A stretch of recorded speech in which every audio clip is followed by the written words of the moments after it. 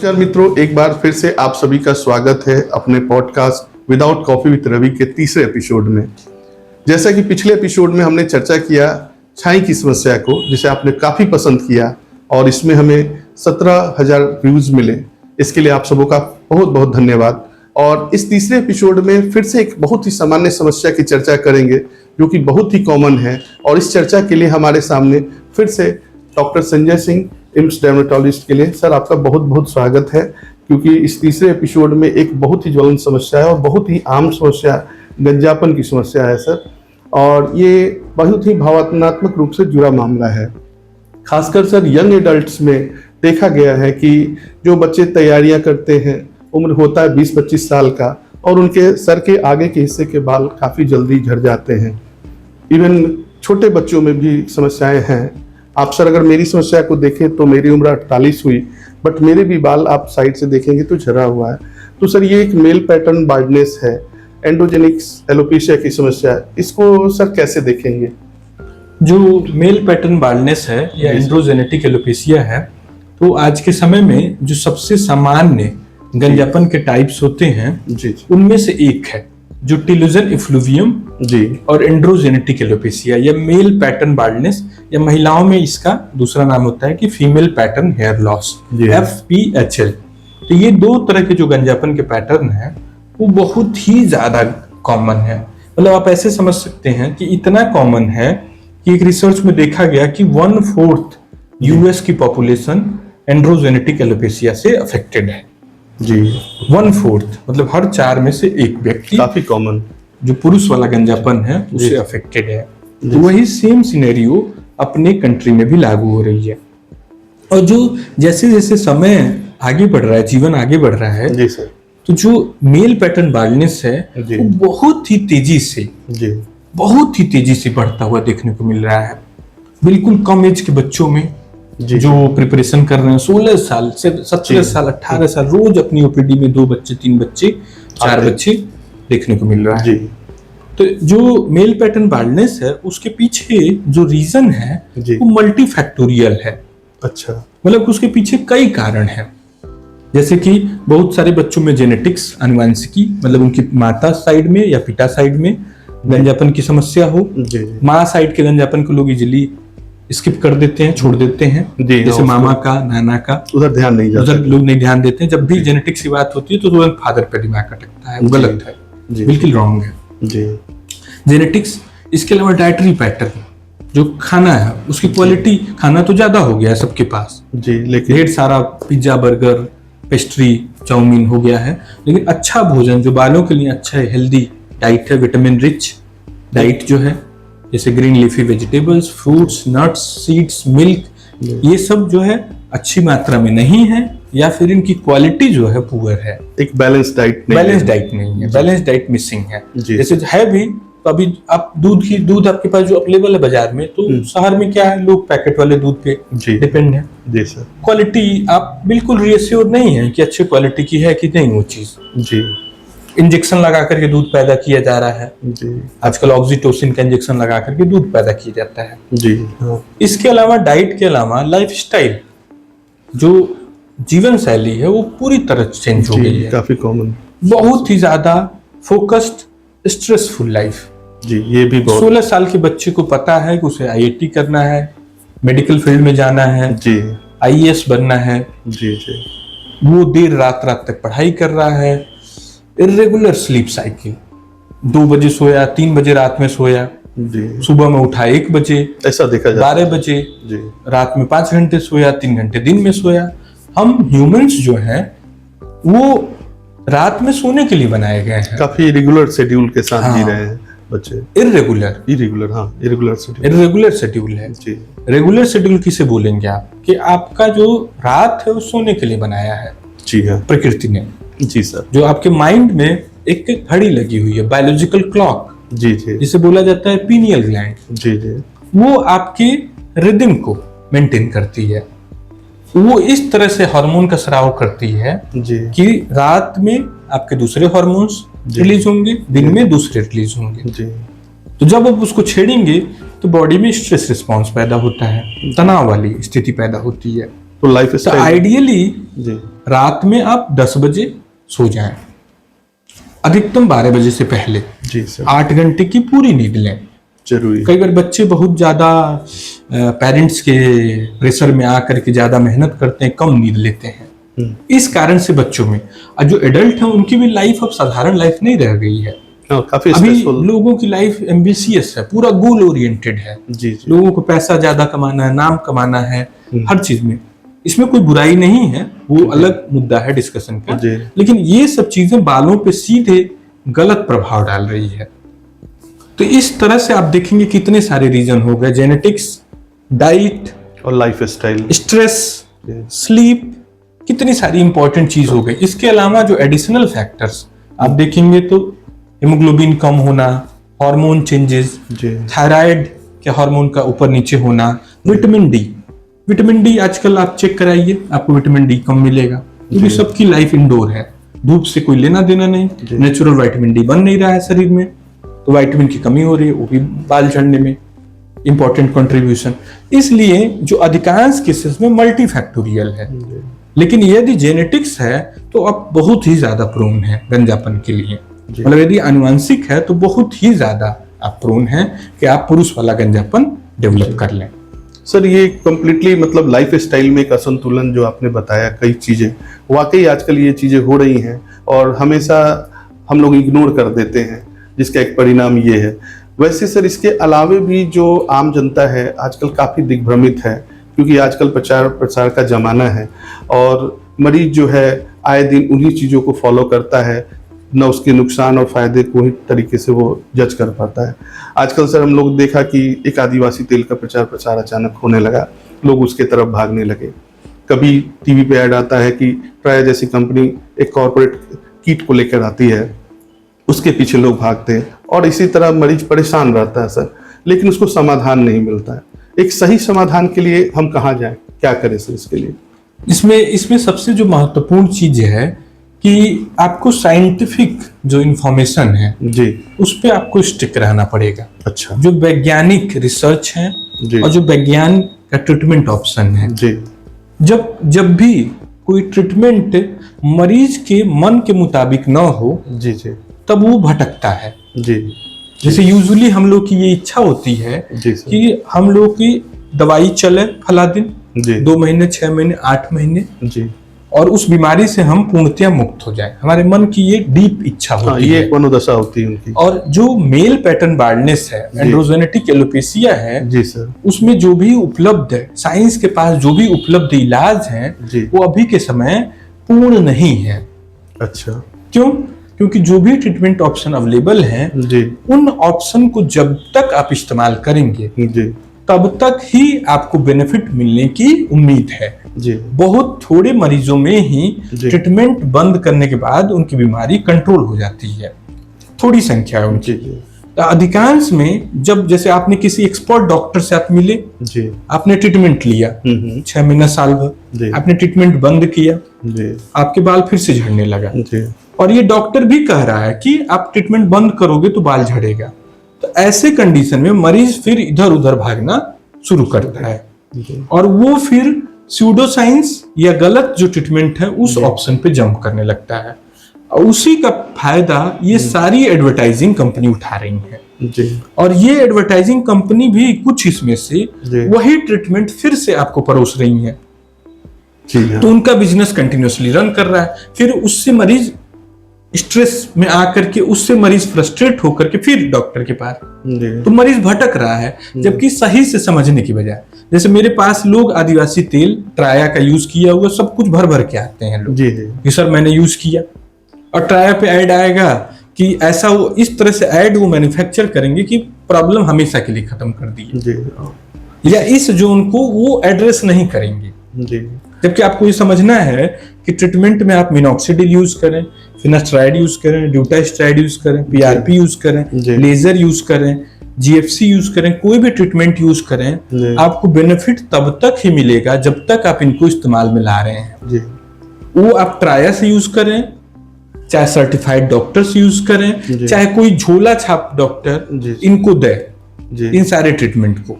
मतलब मतलब कि आप ऐसे समझ लें कि 99% केसेस में जी प्रॉब्लम वापस आनी है। मतलब आप जब तक दवाई यूज करेंगे तब तक आपका ठीक रहेगा। उसके बाद जिन केसेस में स्ट्रेस प्रिडोमिनेंट कॉज है, जी डाइट प्रिडोमिनेंट कॉज है, जी जी लाइफस्टाइल प्रिडोमिनेंट कॉज है, उसमें आप प्रॉब्लम को ब्रेक लगा सकते हैं। एक मायने में लंबे समय तक बिना दवाई किए, या एक मायने में परमानेंट ब्रेक लगा सकते हैं जिनमें प्रिडोमिनेंट वो है। जी। लेकिन जिनमें जेनेटिक प्रिडोमिनेंट कंपोनेंट है उनमें आप दवाई जहां बंद किए वहां पे आपका बाल झड़ना शुरू। तो इन फैक्ट्स को जब मरीज अच्छे से समझ लेगा तो गलत हाथों में नहीं पड़ेगा। जैसे एज ए डॉक्टर मैं एकदम स्पष्ट ही बात रख रहा हूं कि आप फिनेस्ट्राइड जब तक यूज करोगे तब तक आप बेनिफिट पाओगे। तो इसमें कंफ्यूजन कहाँ है? नहीं सर, आपने बहुत सही बातें की, काफी ठोस बातें की, जो कि वैज्ञानिक तौर पे आधारित इलाज है, उससे आदमी को ज्यादा जुड़ाव करना जो अधिकांश इलाज मार्केट में है, बहुत सारे तेल आपको अमेज़न पे हर जगह ऐड करते हुए मिल जाएंगे, उनके कोई रिसर्च ही नहीं है। जैसे वो भावनात्मक एंगल से जुड़े हुए हैं। तो ये क्या, जैसे कोई भावनात्मक, जैसे कि मैं तेल, जैसे अक्सर मरीज पूछते कोई एक ऐसा तेल बता दीजिए जो मैं लगाता रहूं और मैं ठीक रहूं। जैसे उसमें एक भावनात्मक एंगल जुड़ा हुआ मरीजों का। जैसे रिसर्च नहीं है। जैसे रोजमेरी ऑयल जो है बड़ा पॉपुलर हो रहा है, राइस ऑयल, रोजमेरी ऑयल, ऐसे बहुत सारे ऑयल बहुत पॉपुलर। जैसे रोजमेरी पर तो कुछ कुछ रिसर्च आ गया है, तो जिससे हम लोग भी पॉजिटिव वे में एडवोकेट कर रहे हैं, लेकिन बड़े रिसर्च नहीं है, हजारों लाखों मरीजों पर रिसर्च नहीं है। तो बेहतर है कि हम जो बिल्कुल साइंटिफिक फैक्ट्स है उसी पे चिपके रहें। मतलब कि सर तमाम तरह के जो भी प्रचार प्रसार हो रहे हैं उसके पीछे आंख मूंद के नहीं भागना, बिल्कुल नहीं जाना है। और कई बार ऐसा होता है, एक महत्वपूर्ण चीज यहाँ पे ये समझना अंतर कि जो टिलुजन इफ्लूवियम वाली प्रॉब्लम मैंने बताई, अच्छा, तो टिलुजन इफ्लूवियम एक ऐसी प्रॉब्लम है जो मिमिक करेगी एंड्रोजेनेटिक एलोपेशिया की तरह, जो मेल पैटर्न बाल्डनेस की तरह। अब वो प्रॉब्लम खुद ब खुद 3 से 6 महीने में ठीक हो जाएगी पूरी तरह से। अच्छा, 3 से 6 महीने में मरीज पूरी तरह से आपका नॉर्मल हो जाएगा। तो अब उस दौरान वो कुछ भी इलाज ले रहा हो, उससे ले रहा हो चाहे न ले रहा हो, बस डाइट लाइफस्टाइल को ठीक कर ले तो ठीक हो जाएगा। तो जैसे आपने सरसों का तेल लगाया, उस दौरान आपका गंजापन 3 से 6 महीने में ठीक होना ही था। आप सरसों का तेल लगाते चाहे न लगाते, लेकिन चूंकि आप सरसों का तेल लगा रहे थे तो हमारा मस्तिष्क जो होता है इजीली क्रेडिट दे देता है कि सरसों के तेल से मेरा ठीक हुआ प्रॉब्लम। अब इसी तरह से आप कोई भी तेल लगा रहे हो, जैसे आपने गंजापन शुरू हुआ, बाल झड़ना तेजी शुरू हुआ, आपने कोई भी साइट का हेल्प ले लिया, ट्राया का चाहे आदिवासी तेल का, इस कंडीशन में आपकी परेशानी ठीक होनी ही थी। आप मेरे से मिल लेते, डॉक्टर से मिल लिया, तो आप क्रेडिट दे दिया कि मेरा प्रॉब्लम उस तेल ने ठीक किया। लेकिन असल में आपकी प्रॉब्लम खुद से ही ठीक हुई, क्योंकि वो टेम्पोररी इंसल्ट था। जैसे बॉडी में कोई स्ट्रेस हुआ, एग्जाम्स हुए, उस पर बाल झड़ा, कोई बीमारी हुई, डेंगू मलेरिया, बाल झड़ा, आपने कुछ भी नारियल का तेल लगाया, चावल का पानी लगाया, वो स्वतः ठीक होने वाली परेशानी थी। अब जो भी किया आपने ठीक हुआ, आपने क्रेडिट दे दिया। इस वजह से ये जो तेल है जो स्यूडो साइंस पे आधारित हैं, वो भी बाजार में बने हुए हैं, क्योंकि कुछ मरीजों को तो मरीज उसे फायदा की तरह देख रहे हैं। उन्हें ये थोड़ी ना पता है कि टिलुजन इफ्लूवियम है कि एंड्रोजेनेटिक एलोपेशिया है। मैं फला तेल नहीं भी लगाता तो भी ठीक हो जाता, ये बात तो उन्हें पता नहीं है। जी सर, तो ठीक होने के कारण कुछ अन्य होते हैं, बट उस दौरान अगर आप कुछ यूज कुछ भी ले रहे हो तो आप उसे क्रेडिट दे देते हैं। तो ये बायस जो है इन तेल को जिंदा रखने में जिम्मेदार है। जैसे बाल झड़ना शुरू हुआ, मरीज खोजा, लगाया, 2-3 महीने में उसका वैसे भी ठीक होता, 6 महीने में तेल लगाया चाहे नहीं लगाया, अब वो ठीक हो गया तो क्रेडिट दे दिया, तो वो पॉजिटिव रिव्यू लिख देगा कि तेल से मुझे फायदा मिला। बहुत सही सर, आपने जैसे सर मेल पैटर्न बाल्डनेस के ऊपर जो आपने बातें बताई, काफी ठोस रूप से बताई कि जेनेटिक फैक्टर, हार्मोनल या लाइफस्टाइल डिसऑर्डर जो है, अगर इस पे हम अगर बैलेंस करके नहीं चलते हैं या इसकी जानकारी नहीं रखेंगे तो फिर जो है इस इलाज में हम दिग्भ्रमित होते रहेंगे, तमाम तरह के बाजार में उपलब्ध चीज़ों पर निर्भर रहेंगे। तो पहले तो जो साइंटिफिक तौर से प्रूवन स्टडी जो दवाइयाँ हैं, पहले उसको हम एक समय तक सही चिकित्सक की देखरेख में कराएं तो हम सही इलाज पा सकते हैं। अदरवाइज अगर हम प्रचार प्रसार वाली दवाइयों के बीच जाएंगे तो प्रभाव उसका कुछ भी होगा, लेकिन अच्छे भी हो सकता है, बुरा भी हो सकता है। नहीं तो उधर नहीं, अच्छा बुरा नहीं, एकदम प्रिसाइज होना है आपको। जी, अच्छा। तो जैसे टिलोजन इफ्लूवियम में आप कुछ भी यूज कीजिए, हाँ, आपको बेनिफिट मिलना ही मिलना है, जी। क्योंकि खुद से ठीक होना है। जी, तो जैसे अच्छा तब बोलेंगे कि जब आपकी प्रॉब्लम जी। है और रियली उसमें मेडिसिन हेल्प कर सही रही बात है, है सर। तब ना आप उसे अच्छा जी। बोलेंगे। केंड्रोजेनेटिक एलोपेशिया में जी, जी। यदि कोई तेल फायदा करके दिखाए, जी, तो जो साइंटिफिकली प्रूवन है उन चीजों पर ही आप ज्यादा बिलीव करें, इधर उधर की चीजों पे न विश्वास करें, और एक सही चिकित्सक की राय से लेकर अपने इलाज कराएं, तो आप एक बेहतर इलाज एंड्रोजेनिक एलोपेशिया में भी पा सकते हैं। सर, जो एंड्रोजेनिक एलोपेशिया की इलाज के बारे में बातें बताई, कुछ दवाइयाँ जैसे आपने मिनॉक्सिडिल की चर्चा की, फिनेस्ट्राइड, ड्यूटेस्ट्राइड की बातें की। सर, ये इलाज कितना कारगर है? मरीज को कब तक दवा लेनी होगी सर? ये जो दवाइयाँ उपलब्ध हैं ये बहुत ही कारगर इलाज के तौर पर देखा जाता है। बहुत थोड़े ही मरीज हैं जी, जिनमें ये मेडिसिन काम नहीं करती हैं। जैसे मिनॉक्सिडिल जो है, जी। रिसर्च में ऐसा पाया गया है जी, कि जैसे 100 लोग लगाएं जी, तो उसमें से 30 से 80 लोगों में जी। ये दवाई बेनिफिट करती है। अच्छा, लेकिन 20% जी। से लेके 70% मरीजों में ये कारगर नहीं है, ये कम फायदेमंद है, ये भी ध्यान देना है आपको। अच्छा, जी सर। फिनास्ट्राइड और ड्यूटास्ट्राइड अधिकांश मरीजों में काम करती है। जी। यूजुअली जो हम लोग प्रैक्टिस करते जी। हैं उसमें कॉम्बिनेशन ट्रीटमेंट देते हैं जी, कि जैसे मान लीजिए मिनॉक्सिडिल नहीं काम किया आपको, जी। तो फिनास्ट्राइड साथ में रहेगा, वो आपको हेल्प कर देगा, या मिनॉक्सिडिल से कम बेनिफिट मिला तो दोनों के कॉम्बिनेशन से और बेनिफिट मिल जाएगा। यूजुअली जो ट्रीटमेंट हम लोग यूज करते हैं वो हाई सेफ्टी प्रोफाइल है, अच्छा सर। उनमें कोई खास नुकसान नहीं है। मिनॉक्सिडिल से कभी कभी खुजली, जलन, रैशेज आ जाते हैं कुछ अनफॉर्चुनेट केसेस में, जी। उन्हें अपवाद बोलेंगे। जी सर। फिनास्ट्राइड, यूटेस्ट्राइड को लेकर के यंग जनरेशन में बड़ा ज्यादा फियर रहता है, सेक्सुअल साइड इफेक्ट्स को लेकर के। अच्छा सर।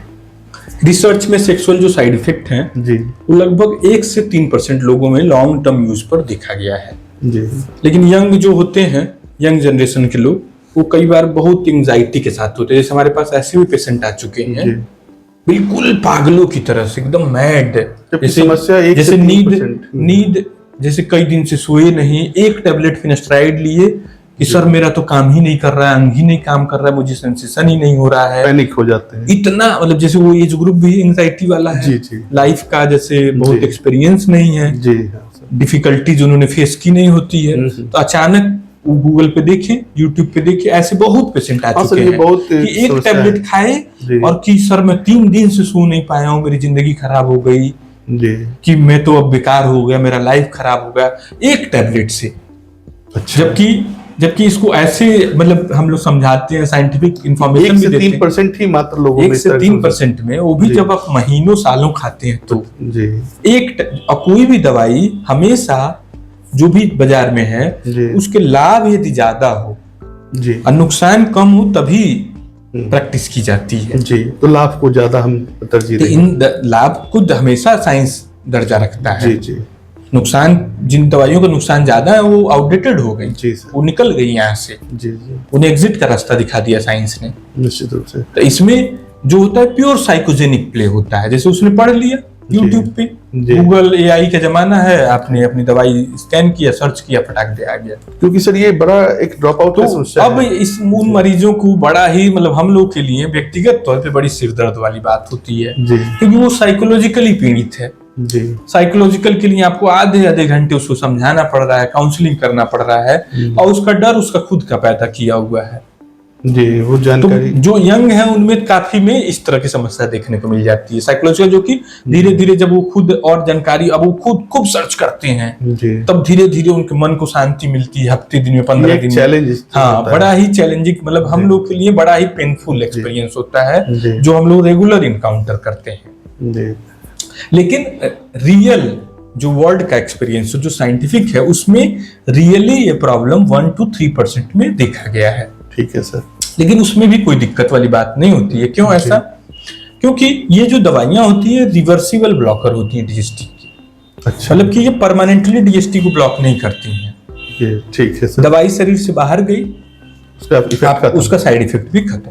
तब तो काफी सही है। इसलिए इस साइड इफेक्ट्स को एक डॉक्टर के तौर पर हम लोग बहुत इंपॉर्टेंस नहीं देते हैं, जी। क्योंकि ये साइड इफेक्ट सेल्फ लिमिटिंग है। ये कोई बड़ी बात कुछ नहीं। मरीजों में लंबे समय तक ये साइड इफेक्ट देखा गया है, लेकिन रिसर्च में ये देखा गया कि जिनमें एंजाइटी वाला कंपोनेंट ज्यादा था, अच्छा, साइकोजेनिक कंपोनेंट, जी जी, वो मतलब जिनमें फियर है, जिनमें डर बैठ गया है, हाँ, काफी, उन मरीजों में देखा गया कि अधिकांश में जी जी, कि ये साइड इफेक्ट लंबे समय तक चले। काफी एंजाइटी वाली हाँ, केसेस में। तो अदरवाइज हाई सेफ्टी की मेडिसिन है, इनको अच्छा। ऑप्ट करने में कोई प्रॉब्लम नहीं है। जी जो लेजर है वो भी सेफ है, पीआरपी है वो भी जी, सेफ है, जी सर, ड्यूटास्ट्राइड फिनास्ट्राइड इनकी भी हाई सेफ्टी है, मिनॉक्सिडिल से भी कोई प्रॉब्लम नहीं है। जी, तो इसका ट्रीटमेंट लेने में कोई प्रॉब्लम नहीं है, लेकिन इसमें बार बार वही एक ध्यान देना है कि अधिकांश मरीजों में जब तक मरीज ट्रीटमेंट लेगा जी, तब तक उसे बेनिफिट मिलेगा, जी, जब ट्रीटमेंट बंद करेगा जी, तो उसको प्रॉब्लम आ सकती है। तो इसीलिए जब ड्यूटास्ट्राइड और फिनास्ट्राइड हम लोग बंद करते हैं जी, तब भी मरीज को ये बोल दिया जाता है कि आप मिनॉक्सिडिल लगाते रहो, सालों साल लगाते रहो। जी, बीच बीच में आप स्विच ओवर कर सकते हो न्यू मॉलिक्यूल्स पे, जैसे रेडेंसिल हो गया, कैपेक्सिल हो गया, लेकिन आप लगाते रहें। तो मिनॉक्सिडिल एक मेनस्टे थेरेपी आज भी हाँ, बना हुआ है एंडोजेनिक एलेप्सिया के केसेस में। सर, ये चीजें काफी जानकारी आपने दिया, क्योंकि आपने जैसा बताया कि अगर मेल पैटर्न बार्डनेस है तो हमें जेनेटिक फैक्टर को भी देखना है, साथ ही साथ लाइफ स्टाइल को इम्प्रूव करना है, जिससे कि काफ़ी अच्छे लाइफ स्टाइल होंगे तो हमारे बालों का झड़ना कम होगा, और साथ ही साथ एलोपैथिक दवाइयाँ जो आपने चर्चा की यही कारगर है अगर सही तरीके से इलाज किया जाए। हमें किसी तरह के प्रचार प्रसार वाले सभी मरीजों में नहीं कारगर है, भी ध्यान अच्छा, देना है। सभी मरीजों बहुत में थोड़े मरीज ऐसे हैं ठीक, जो सारा इलाज करके जी, भी थक जाएंगे, जी जी, उन्हें अल्टीमेटली हेयर ट्रांसप्लांट पे जाना ही पड़ेगा। मतलब नियमित, अधिकांश तो नियमित नहीं करते हैं, जी, बस दिखाते हैं कि वो नियमित किए 6 महीने के, अधिकांश तो नियमित नहीं करते हैं। जी, यदि नियमित साल 2 साल रेगुलर डॉक्टर के उसमें जी, किया जाए जी, तो ऐसे समझें 99% पेशेंट्स में जी। बेनिफिट मिलना है, किसी में बहुत ही अच्छा, किसी में मॉडरेट। तो सर, इन चीज़ों का अगर खास ध्यान रखा जाए तो एक अच्छा इलाज एंडोजेनेटिक एलेप्सिया के मरीजों को मिल सकता है। सर आपका बहुत बहुत धन्यवाद, जो आपने इस पे कई पहलुओं को छुआ है, और ये एक आम समस्या था। हमें दर्शकों को ये चीज़ें बहुत पसंद आएंगी और बहुत क्लैरिटी के साथ आएंगी, इसलिए आपका फिर से बहुत बहुत धन्यवाद सर। Thank you.